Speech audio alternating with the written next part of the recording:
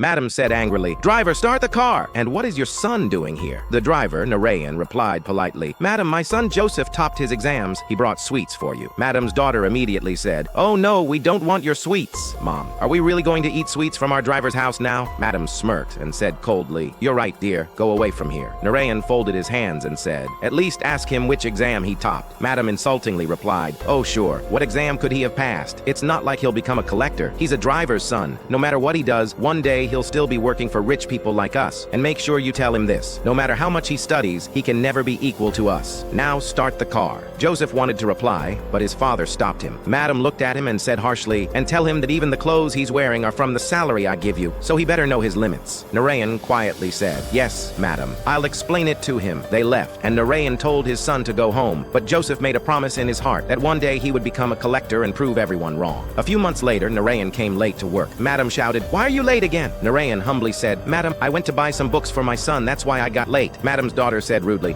You always talk about your son." Enough already. Narayan sadly folded his hands and said, "He's nothing special, madam, but he's my only support in old age. He's studying hard to become a collector." Madam laughed mockingly and said, "Do you even know how much money, time, and education it takes to become a collector? That's not for people like you, and since you're so busy dreaming for your son, you're fired. Go, make him a collector now. Let's see how you both survive." Narayan begged with tears in his eyes, "Please, madam, don't fire me. This job is all I have. My family depends on it. I promise I'll never be late again." But Madam's daughter shouted, "Get lost!" And Madam said, "Now you'll realize what your real worth is. Go and try making your son a collector." Heartbroken, Narayan walked away in silence. 2 years later, Madam and her daughter went to the district magistrate's office. Madam said to the staff, "Please, I need to meet the collector urgently. My $50 million construction project has been stopped by his department. If I don't meet him today, I'll suffer a huge loss." The staff replied, "I'll try to arrange a meeting for you, ma'am." A few hours later, they sat inside the collector's office. The collector walked in and sat on his chair. It was Joseph, Narayan's son. Madam looked shocked. She quickly said, "Sir, I've spent so much money on my construction site, but your department has put a stay order on it. Please lift the order." Joseph calmly replied, "The property you're building on is agricultural land. Construction there is illegal. You should not have done that. This is your fault." Madam tried to flatter him and said, "You're Joseph, right? You probably don't recognize us." Joseph said firmly, "Oh, I recognize you very well. My father used to work for you." Madam smiled nervously. "Oh, then you're like family to us." Joseph looked at her and said, "Family? You called us family now? Did you forget the day you insulted my father and threw him out of his job?" Madam began to cry and pleaded, "If you don't help me, I'll lose everything. We'll be on the streets." Joseph replied, "You broke the law, and you'll have to face the consequences." Madam said, "So you're taking revenge on us now?" Joseph calmly said, "No, madam, this isn't revenge. This is my duty, and I won't allow anything illegal in my district. Please leave now." Joseph said one last thing. "You once said a driver's son can never become a collector, but hard work can make anything possible." Madam and her daughter left the office, speechless and filled with regret.